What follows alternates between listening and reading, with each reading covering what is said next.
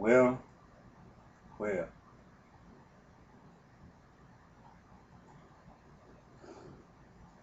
I started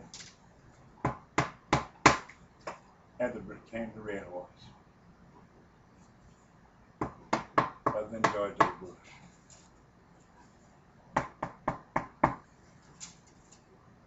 Prophet of the black race.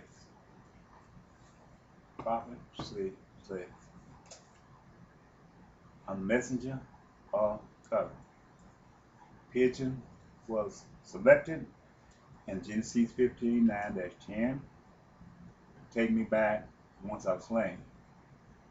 And I came back on my own to be born to prepare the way for the return of Jesus Christ. Ezekiel chapter 9 tells you that Jesus hadn't gone up from the cherubim, that he was still in heaven with his God, but sitting at the right hand of God.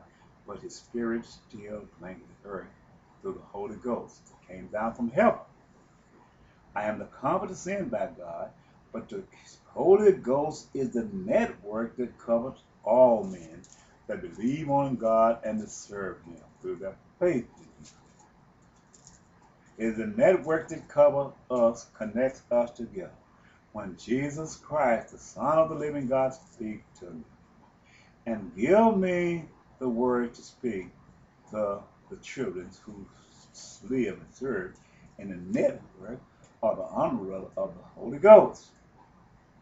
When they hear what I say and listen to what I say, they can tell whether or not I'm a man of God. Whether I forbear and be a man of a democratized system ordained by Satan. You know, I sit and I look at ministers today. There are not enough of them who speak out concerning the matter that happened to God's people. There are none who lift their voice and speak out. Jesus spoke concerning these matters in Bible prophecy when he was here.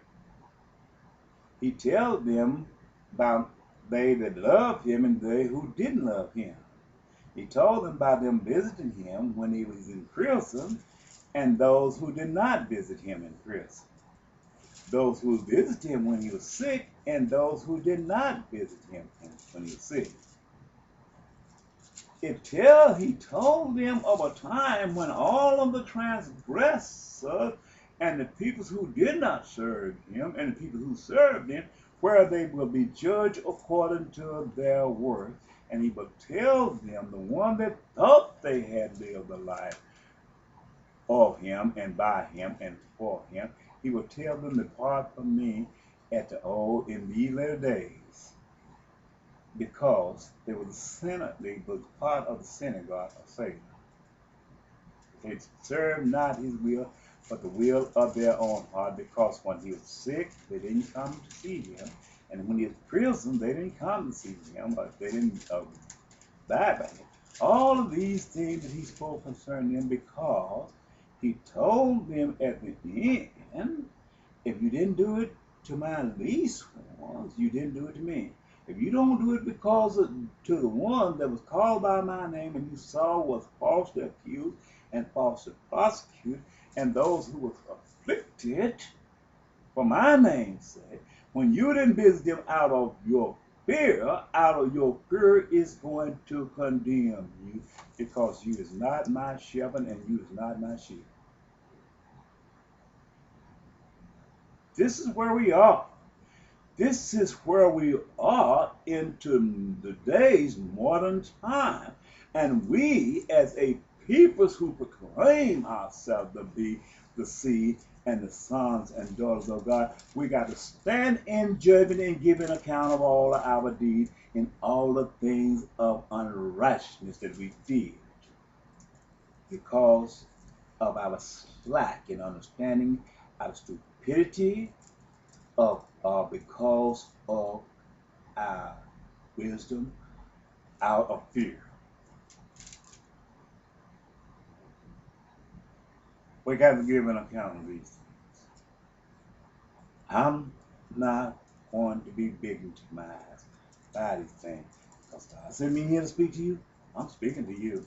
I don't care if you don't have to listen, but he told me to deliver the message. You can call me anything you want. I'm gonna tell you exactly what God said. Like I said, you can't buy me nothing, you can't give me nothing, and you sure can't sell me nothing. Because I'm gonna deliver the message to every man, woman, and child on the face of the earth. I don't have a pen on this earth. Even my children's not my friend. I don't have a pen on this earth. If you don't hold your integrity towards God, if you don't take and hold your faith towards God, I don't care how much gold and silver you throw out in front of me, how much money you place in front of me, how much you say you're going to make and try to entice me and try to make me better by the way of the flesh, it's not going to help. I don't care what you say. I don't care what you do. I'm going to hold my integrity.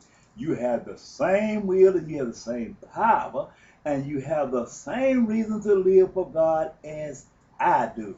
Set forth by Jesus Christ, the Son of the living God, through his blood and through his salvation, he have delivered all of us from the evilness of this world.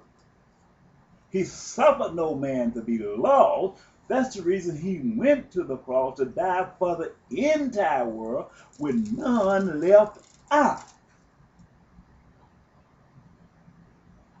And through those measures that God the Father sent his God's Son, and he took these measures upon himself, and he died for us,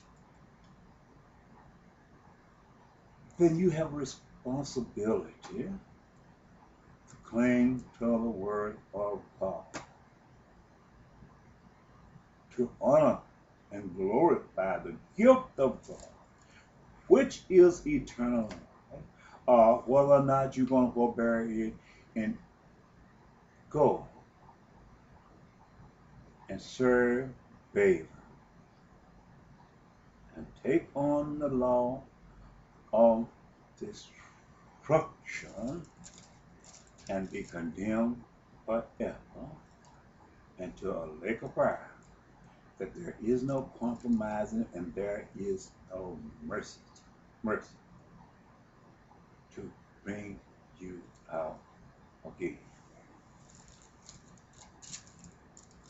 The salvation of God is upon you.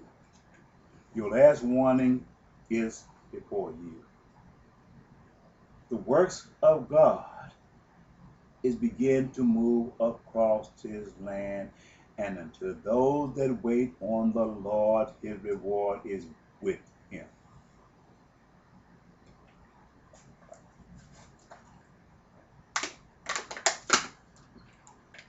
Bringing close to the evil that have been strode upon this land. Bringing close to the evil that this man have traveled from nation to nation, from place to place, marched through the breadth of the earth, taking land that was not his, bearing the covenant of death in hell, having enlarged himself where he will destroy, and there is no appetite for salvation among his thoughts and among his ideas. Through his works and through his ways and through his sinister measures, all he knows to do is devour the souls of men. But at the end, he'll come to his end, and he will be judged according unto the way that he have judged others. God hath put forth and set forth a mark upon him to be ordained for correction. You'll want someone to hear his voice, but his voice will never be heard. He'll want someone to hear his cry, but his cry will never be heard. In his own way,